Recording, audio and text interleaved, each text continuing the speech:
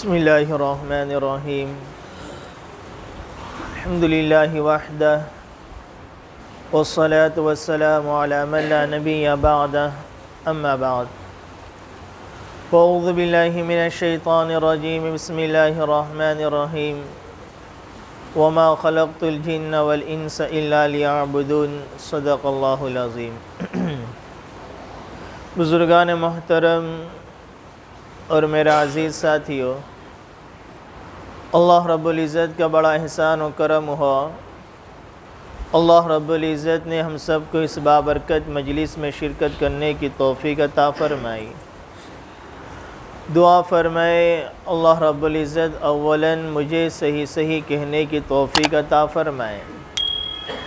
اور جو کچھ بھی کہا جائے سنا جائے ہم سب کو اس پر عامل بنا دے۔ اللہ رب العزت نے انسان کی فطرت میں، انسان کی طبیعت میں دو چیزوں کو رکھا ہے، ایک تو عبادت، دوسری دعوت۔ اور اللہ نے ویسے انسان کو جن کمالات اور خوبیوں سے بنایا ہے، انسان کے علاوہ دنیا میں اللہ تعالیٰ کی بے شمار مخلوقات ہیں۔ ان تمام مخلوقات کی زندگی کو دیکھا جائے، ان کے جسموں کو دیکھا جائے، ان کی خصوصیات کو دیکھا جائے، تو ان تمام مخلوقات میں جو خصوصیتیں، جو کمالات، جو شرف اللہ نے انسان کو عطا فرمایا، وہ اللہ نے کسی اور مخلوق کو نہیں عطا فرمایا۔ یہی وجہ ہے کہ اللہ تعالیٰ نے انسان کو دوسری تمام مخلوقات پر اشرف بنایا اور بہتر بنایا۔ سب سے پہلے انسان حضرت آدم علیہ السلام اور ماں حوا کو اللہ تعالیٰ نے اپنی قدرت کاملہ سے پیدا فرمایا،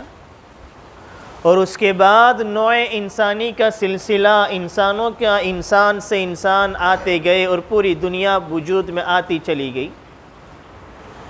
تو اللہ تعالیٰ نے انسانوں کو جو بنایا، انسانوں میں انسان کو بنایا، پوری دنیا کو آباد کیا۔ صرف عیسیٰ علیہ السلام کے بارے میں کہ اللہ تعالیٰ نے بغیر باپ کے عیسیٰ علیہ السلام کو پیدا فرمایا۔ کسی سائل نے سوال کیا، کتابوں میں لکھا ہے کہ نبی کریم صلی اللہ علیہ وسلم تو اللہ تعالیٰ کے محبوب بندے ہیں،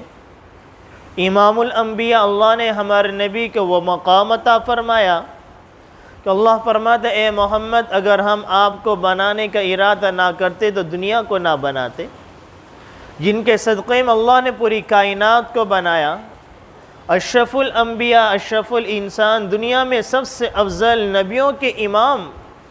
لیکن ان کی پیدائش بھی دیکھی جائے تو ان کی ولادت بھی عام انسانوں کی طرح ہوئی۔ تو ایک سائل نے سوال کیا کہ جب امام الانبیاء آ رہے ہیں، جو نبیوں کے امام ہیں، اللہ کے محبوب بندے ہیں، ان کی ولادت تو عام انسانوں سے الگ طرح ہونی چاہیے، کیونکہ یہ جب پوری کائنات کے سب سے بڑے انسان ہیں، اللہ کے بعد جن کا مقام،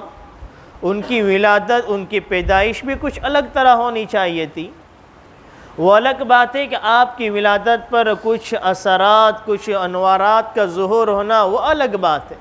لیکن آپ کی ولادت بھی آپ انسانوں کی طرح ہوئی، جیسے دوسرے بچے پیدا ہوتے ہیں اپنی ماں کے پیٹ سے، ہمارے نبی بھی اپنی ماں کے پیٹ سے پیدا ہوئے۔ ایک سائل نے سوال کیا، علماء کرام نے اس کا جواب بیان کیا کہ اللہ نے عیسیٰ علیہ السلام کو بغیر باپ کے پیدا کیا، اور ان کے ہاتھوں سے چند ایسے عجائبات کا ظہور کیا کہ اگر مادہ ذات جو ماں کے پیٹ سے نابینا پیدا ہوا، اس کے آنکھ پر ہاتھ پھیر دیتے، اس کی بینائی واپس لوٹ کر آ جاتی۔ جو برس کا بیمار ہے، کوڑی والا ہے، اس کے بدن پر ہاتھ پھیر دیتے، اس کی برس کی بیماری ختم ہو جاتی۔ مٹی سے پرندے کو بناتے، اس کو پھونک مارتے، وہ ہوا میں اڑنے لگ جاتا، اس میں جان پڑ جاتی۔ تو خیر اللہ نے عیسیٰ علیہ السلام کے ہاتھوں میں کچھ ایسے کمالات، ایسے معجزات کا ظہور کر دیا،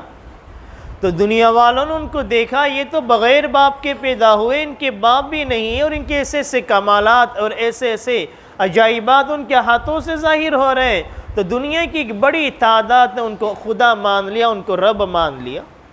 اور ایک جماعت تو وہ ہے جنہوں نے معبود تو نہیں مانا بلکہ کہا کہ عیسیٰ ابن اللہ، عیسیٰ علیہ السلام تو اللہ تعالیٰ کے بندے ہیں۔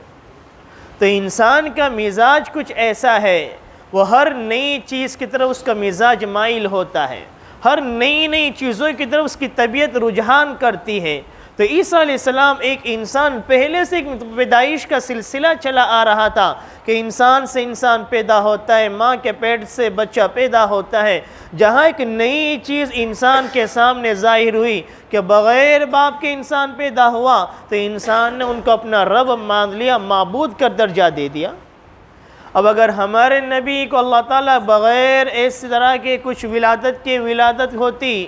جو عام انسانوں سے ہٹ کر ہوتی، اور ہمارے نبی کے ہاتھوں اللہ نے تو ایسے معجزات ظاہر فرمائے، اللہ نے عیسیٰ علیہ السلام کے ہاتھوں جو معجزات ہوئے اس سے کئی بڑے بڑے عجائبات اور اسی طریقے سے معجزات کمالات ہمارے نبی کے ہاتھوں ظاہر ہوئے۔ اگر ہمارے نبی بھی عام انسانوں کی ولادت کے علاوہ کوئی اور طریقے سے پیدا ہوتے تو دنیا والے بھی ہمارے نبی کو معبود کا درجہ دے دیتے، انہیں خدا کا درجہ دے دیتے۔ اللہ نے یہ نہیں چاہا کہ میرے نبیوت کے مقام پر باقی رہے اور انہیں کوئی خدائی کا دعویٰ نہ کر بیٹھے اور ان کو کوئی خدا تسلیم نہ کر لے، اس لیے اللہ نے ہمارے نبی کو عام انسان کی فطرت پر پیدا فرمایا۔ تو اللہ تعالیٰ نے ہر انسان کو عام انسانیت کی پیدا فرمایا، اور انسان کے اندر دو چیزوں کو رکھ دیا ہے، ایک تو عبادت، دوسری دعوت۔ کہ عبادت بھی انسان کی فطرت میں ہے، انسان کی طبیعت میں ہے۔ انسان یا تو اپنے خدا کی عبادت کرے گا یا تو خدا کے چھوڑ کر کسی اور کی عبادت کرتا ہے۔ کبھی انسان یا تو خالق کی عبادت کرتا ہے، کبھی کوئی انسان کسی اور انسان کی عبادت کرتا ہے۔ اگر ہم ہمارے چاروں طرف دنیا کے ماحول کا جائزہ لیں تو انسان جو مسلمان کے علاوہ بھی جو مخلوق دنیا میں بستی ہے وہ بھی کسی نہ کسی کی عبادت کرنے والی ہے، کسی نہ کسی کی پرستش کرنے والی ہے، کسی کو اپنا معبود سمجھتی ہے۔ پتہ چلا اللہ نے انسان کی فطرت میں عبادت کو رکھا ہوا ہے کہ وہ انسان کسی نہ کسی کی عبادت کرے گا۔ اگر وہ اللہ کی عبادت کرتا ہے، اس میں ان تمام عبادتوں میں سب سے افضل اور اصل عبادت اللہ تعالیٰ کی عبادت ہے۔ اللہ تعالیٰ قرآن کریم میں فرماتا ہے وَمَا خَلَقْتُ الْجِنَّ وَالْإِنسَ إِلَّا لِيَعْبُدُونَ۔ اگر ایک انسان ہے عبادت تو کر رہا ہے، وہ پرستش بھی کرتا ہے، لیکن اللہ کے علاوہ غیر اللہ کی عبادت کرتا ہے، غیر اللہ کی پرستش کر رہا ہے، وہ اللہ کے علاوہ کسی اور کو اپنا معبود تسلیم کر رہا ہے، وہ اس کی عبادت اللہ اس کے رسول کی نظر میں قابل قبول نہیں ہوگی۔ عبادت بھی وہ ہو جو قرآن حدیث کے موافق ہو۔ اس لیے بہت سارے اعمال ایسے ہیں کہ بندہ وہ اچھا عمل ہے، دین کا عمل ہے، لیکن قرآن حدیث کے موافق نہیں تو اس کو عبادت نہیں کہیں گے بلکہ بدعت کہا جائے گا۔ وہ اللہ تعالیٰ کی رضا کا ذریعہ نہیں بلکہ اللہ تعالیٰ کی ناراضگی کا ذریعہ بننے والی ہوگی۔ بہت ساری چیزیں ہمارے معاشرے میں اس طرح کی آپ کو نظر آ جائے گی۔ مثال کے طور پر اس کی ایک مثال میں آپ کے سامنے بیان کروں۔ قرآن کریم کی تلاوت کرنا بہترین افضل ہے، بہترین عبادت افضل عبادت ہے۔ کوئی بھی قرآن کریم کی تلاوت کو کرنے سے منع نہیں کرے گا، لیکن ہمارے ایک عام مزاج بنا ہوا ہے جب کسی کا انتقال ہو جائے تو میت پر اعلان کیا جاتا ہے آج رات میں عشاء کی نماز کے بعد فلاں کا ایصال ثواب کے لیے قرآن کریم کا ختم رکھا گیا ہے۔ اب اگر ہم اس کو قرآن کریم سے سمجھیں، احادیث سے سمجھیں، ہمارے نبی کے دور میں ہمارے نبی کے موجودگی میں بے شمار صحابہ کرام کا انتقال ہوا، کوئی فطری موت مرا، کوئی کسی جنگ میں شہید ہوا، لیکن ہمارے نبی نے کئی صحابہ کے نماز جنازہ پڑھائی، لیکن کسی حدیث کی کتاب میں، بخاری مسلم میں، کسی اور حدیث کی کتابوں میں کہیں بھی اس طرح کا واقعہ نہیں ملتا ہے کہ نہ جنازے کی نماز کے بعد کسی صحابی نے یہ اعلان کیا ہو کہ فلاں صحابی کے ایصال ثواب کے لیے مسجد نبوی میں عشاء کی نماز کے بعد ان کے لیے ختم قرآن ایصال ثواب کا ختم رکھا گیا ہے۔ اب ہم یہ قرآن کریم پڑھنا تو صحیح ہے، اس میں کیا حرج کی بات ہے؟ ہر وہ عبادت جو انسان اپنی طرف سے کرے وہ اللہ کے بارگاہ میں قبول نہیں ہے، وہ عبادت بھی قرآن حدیث کے موافق ہونا چاہیے۔ ایک انسان وہ ہے جو ہر نماز کو اپنے اپنے وقت میں پڑھتا ہے، ظہر کو ظہر کے وقت میں، عصر کو عصر کے وقت میں، مغرب کو مغرب کے وقت میں، عشاء کو عشاء کے وقت میں پڑھ رہا ہے۔ لیکن ایک انسان حج کے لیے جا رہا ہے، 6 لاکھ 7 لاکھ روپے، لاکھوں روپیہ اس نے خرچ کر کے حج کے لیے جا رہا ہے، لیکن جب وہ عرفات پہنچتا ہے تو اسے کہا جاتا ہے کہ ظہر عصر کو ایک ساتھ نماز پڑھنی ہے۔ جب وہ عرفات کے میدان میں ہے وہاں اس کو کہا تجھے مغرب کی نماز نہیں پڑھنی ہے، سورج غروب ہو جائے گا، پھر تجھے عرفات کے میدان سے نکلنا ہے، تجھے مزدلفہ میں جانا ہے اور وہاں جا کے تجھے مغرب عشاء دونوں ایک نماز، دونوں ساتھ ایک ساتھ نماز پڑھنی ہے۔ وہ بندہ کہے گا میں تو 6 لاکھ 7 لاکھ روپے، لاکھوں روپیہ خرچ کر کے آیا، جب سے میں بالغ ہوا، جب سے میں نے ہوش سنبھالا، میں نے زندگی کی ایک نماز کبھی قضا نہیں ہوئی، میں نے ہر نماز کو اپنے وقت میں پڑھا ہے، آج میری مغرب میں کیسے چھوڑ دوں، ظہر عصر کو ایک ساتھ کیسے میں جمع کر دوں، میں مغرب کی نماز مزدلفہ میں رات میں 12 بجے 1 بجے یہ دونوں کو ایک ساتھ کیسے نماز پڑھوں، میں تو عرفات میں مغرب پڑھوں گا، میں ظہر کو ظہر کے وقت میں پڑھوں گا، عصر کو عصر کے وقت میں پڑھوں گا۔ اللہ فرما رہے حکم یہی ہے، تمہاری مغرب تبھی قبول ہوگی جب تمہاری مغرب مزدلفہ میں عشاء کے ساتھ پڑھی جائے گی۔ تو ہر اچھا کام ہم وہ بھی سوچیں کہ عبادت ہے، قرآن کریم پڑھنا عبادت، نماز پڑھنا عبادت، لیکن 3 وقت ایسے ہیں کہ اس 3 وقت میں نماز پڑھنے کو منع کر دیا گیا۔ سورج نکلنے کے وقت، زوال کے وقت جب سورج سر پر آ جائے، اور غروب کے وقت عبادت سب سے افضل عبادت، لیکن شریعت میں منع کیا گیا اس 3 وقت میں نمازوں کو بھی نہ پڑھا جائے۔ تو اللہ تعالیٰ نے انسان کی فطرت میں عبادت کو رکھا ہے، لیکن ہم عبادت کو بھی سیکھیں، عبادت کو سمجھیں اور عبادت کے احکام و مسائلوں کو بھی سمجھیں کہ ہر عبادت اللہ کے بارگاہ میں قابل قبول نہیں ہوتی ہے، وہی عبادت اللہ کے بارگاہ میں قبول ہوگی جو قرآن احادیث کے موافق ہو، اللہ اس کے رسول کے اصول کے موافق ہو۔ تو خیر اللہ نے انسان کی فطرت میں، ہر انسان کی فطرت میں عبادت کو رکھا ہے اور ایک دعوت کو رکھا ہے۔ دعوت بھی انسان کی فطرت میں ہے۔ اس کو اس طرح سے سمجھے، ایک چھوٹا سا بچہ ہے، ایک بچے کی فطرت میں بھی دعوت کا جذبہ ہوتا ہے۔ وہ اپنے گھر کے باہر کھیل رہا ہے، اچانک اس نے دیکھا کہ اس کے ابو آ گئے، اس کے نانا آئے، وہ فوراً گھر میں جاتا ہے، اپنے ابو کو دیکھ کر خوش ہوتا ہے، اپنے نانا کو دیکھ کر خوش ہوتا ہے، اپنے ماموں کو دیکھ کر خوش ہوتا ہے کہ میرے نانا آئے، میرے ابو آئے، میرے ماموں آئے۔ وہ اس خوشی کو اپنی ذات تک محدود نہیں رکھتا، بلکہ فوراً اپنے گھر میں جاتا ہے، دوسروں کو دعوت اس بات کی دیتا ہے کہ ابو آ گئے، میرے نانا آ گئے، میرے ماموں آ گئے۔ یہ اس دعوت کا جذبہ ہے، وہ اپنی ذات تک محدود نہیں رکھ رہا بلکہ دوسروں تک اس دعوت کی اس خوشی کے مرحلے کو پہنچاتا ہے۔ اور صرف خوشی کی بات نہیں ہے، جہاں غم کا موقع ہے یا کوئی حادثے کا موقع ہے، انسان غم اور مصیبت کو بھی اپنی ذات تک محدود نہیں رکھتا بلکہ اس کی بھی دوسروں تک دعوت پہنچاتا ہے۔ اس کی مثال، ایک انسان کسی راستے سے گزر رہا ہے، اس راستے میں اگر اس کے ساتھ کوئی معاملہ پیش آ جائے، وہاں کے علاقے والے کو اس کے ساتھ بدسلوکی کر لے تو آدمی فوراً اس کی خبر دوسروں تک پہنچاتا ہے۔ آج تو موبائل کا دور ہے، فوراً واٹس ایپ پہ ڈال دیتا ہے کہ بھئی اون جانے کے لیے اس راستے سے نہ جائے، اس راستے میں اس طرح کے معاملے ہوتے ہیں، بلکہ مین روڈ سے اون جائیں گے وہاں سے آیا جائے اور گلی والے راستے سے اون نہ پہنچا جائے۔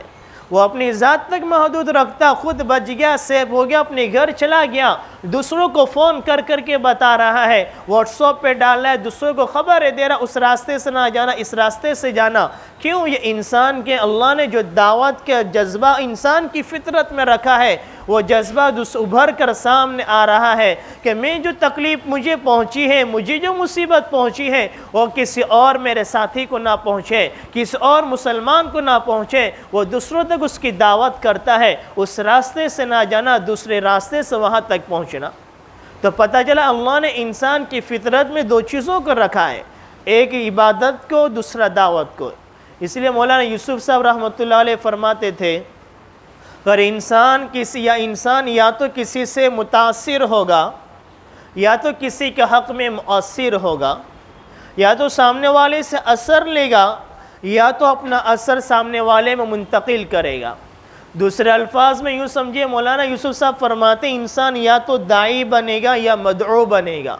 یا تو اپنے فعل سے، اپنے عمل سے، اپنے قول سے دوسروں کو دعوت دینے والا بنے گا، یا دوسرے کی دعوتوں کو قبول کرنے والا بنے گا۔ ان دونوں میں سے کوئی ایک کام ہوگا۔ اگر آپ داعی نہیں بنو گے، اپنے ایمان کی، اپنے اسلام کی دوسروں کو دعوت نہیں دو گے، اچھے اخلاق کا مظاہرہ نہیں کرو گے، اچھی باتیں دوسروں تک نہیں پہنچاؤ گے، تو آپ دوسرے کی دعوت کو قبول کرنے والے بنو گے۔ جہاں آپ کے سامنے کوئی نئی چیز آ گئی، آپ فوراً اس کو ایکسیپٹ کر لو گے، اس کو قبول کر لو گے، اور آپ کے مزاج میں یہ بات بھی نہ آئے گی کہ سامنے والا جس بات کی مجھے دعوت دے رہا ہے، جو بات میرے سامنے پیش کی جا رہی ہے، وہ اسلام کے موافق ہے، اسلام کے مخالف ہے، ایمان کے موافق ہے یا ایمان کے مخالف ہے۔ اس لیے آج مسلمانوں کی زبان سے بھی بہت سی مرتبہ ایسے جملے نکل جاتے ہیں، جب ان کے سامنے دعوت کو پیش کیا جاتا ہے، انہوں نے اپنے مزاج کو داعیانہ مزاج نہیں بنایا۔ داعیانہ مزاج کا مطلب امر بالمعروف نہی عن المنکر والا مزاج اپنی ذات کو نہیں بنایا۔ جب ان کے سامنے غیروں کی باتوں کو پیش کیا جاتا ہے، اسلام کے خلاف کی باتوں کو پیش کیا جاتا ہے، انسان بڑی آسانی سے اپنی زبان سے ایسے جملے نکال دیتا ہے۔ اس میں کیا ہو گیا؟ یہ تو کوئی شریعت کے موافق بات نہیں ہے۔ میری زندگی میں میری زندگی ہے، میری لائف ہے، مجھے سمجھ میں آئے گا میں وہ کروں گا، وہ بڑی آسانی سے اپنی زبان سے اسلام کی باتوں کو انکار کر کے گزر جاتا ہے۔ مثال کے طور پر ابھی یہ دسمبر کا مہینہ پورا ہو رہا ہے، اللہ نے ہمیں کتنا خوبصورت مذہب عطا فرمایا، کتنا پیارا نبی ہمیں عطا فرمایا۔ اللہ نے جو ہمیں نبی دیا، اللہ نے کسی اور کو ایسا نبی نہیں عطا فرمایا۔ جو شریعت ہمیں دی ہے، جو مذہب ہمیں دی ہے، کسی اور کو ایسا مذہب ہمیں نہیں دیا ہے۔ پھر بھی آج مسلمان دوسروں کے مذہبوں پر کھڑے ہوئے نظر آتے ہیں، دوسروں کے دین پر کھڑے ہوئے نظر آتے ہیں۔ جہاں کہیں ہمارے یہاں غیروں کا تہوار نظر آتا ہے، ہمارے مسلمان نوجوان ان غیروں کے تہوار میں شریک نظر آتے ہیں۔ یہ دسمبر کا مہینہ ختم ہو رہا ہے، آخری تاریخ آئے گی 31، مسلمان نوجوان بھی اس میں شریک ہوتے ہیں۔ ہمیں پتہ ہے میرا نوجوان لڑکا رات میں 2 بجے گھر آئے گا، رات میں 3 بجے آئے گا، 31 میں پوری رات باہر رہے گا، لیکن کسی باپ کو یہ توفیق نہیں ہوتی اپنے بیٹے کو دعوت دے، اس کو امر بالمعروف کرے، نہیں عن المنکر کرے، کہ ہمارا یہ مذہب نہیں ہے۔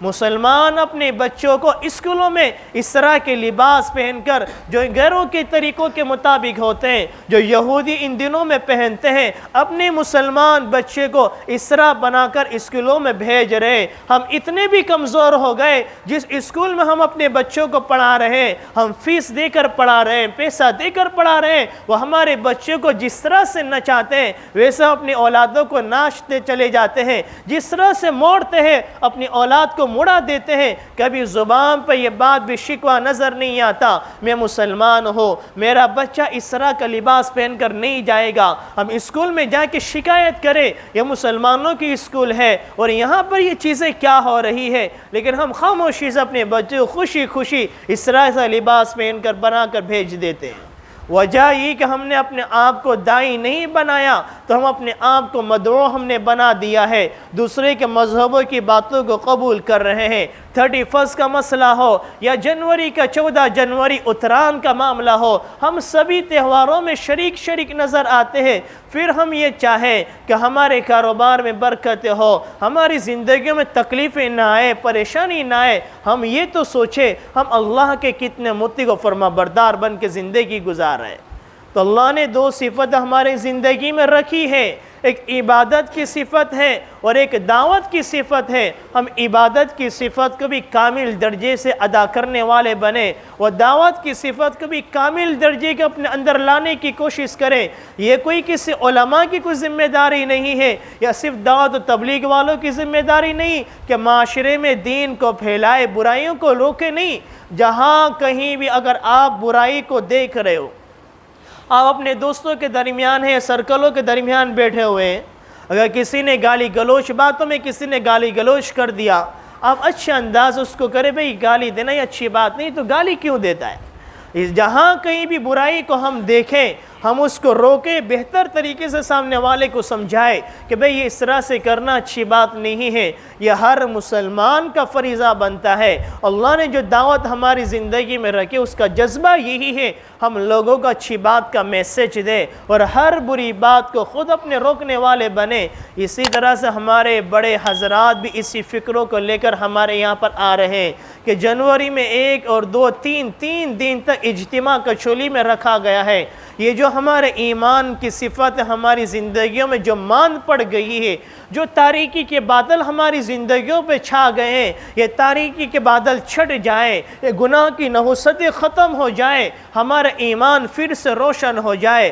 ہماری دعوت کا تبلیغ اور ہماری دعوت کا جذبہ پھر سے ہماری زندگی میں ابھر کر آ جائے۔ اسی جذبے کو لے کر، اسی فکروں کو لے کر ہمارے بڑے آ رہے ہیں آئندہ مہینے جنوری کی پہلی، دوسری، تیسری تاریخ۔ ہر انسان اپنی فکروں کو کلک، اپنی آخرت کی فکر کو لے کر اپنی جنت کو سنوارنے کے لیے، اپنی آخرت کو بنانے کے لیے ابھی سے اپنے آپ کو فارغ کرنے کی کوشش کرے، اپنے کاموں کو آگے پیچھے کرنے کی کوشش کرے۔ جہاں ہمیں گھومنے جانا ہوتا ہے، پھرنے جانا ہوتا ہے، ہم 15-20 دن اپنے کاروبار کو، گھر کے معاملات کو آگے پیچھے کر دیتے ہیں۔ یہ تو ہمارے ایمان کا مسئلہ ہے، ہماری آخرت کا مسئلہ ہے، ہماری جنت کا مسئلہ ہے۔ اگر ہم اپنی فکروں سے نہیں پہنچیں گے اور ان چیزوں کو اپنی زندگی میں نہیں لائیں گے تو ہماری ہو سکتا ہے دنیا کا نقصان تو نہ ہو لیکن آخرت کا ضرور نقصان ہوگا۔ اللہ تعالی ہم سب کو جو کچھ کہا گیا اس پر عمل کرنے کی توفیق عطا فرمائے۔ آمین وما علینا الا البلاغ۔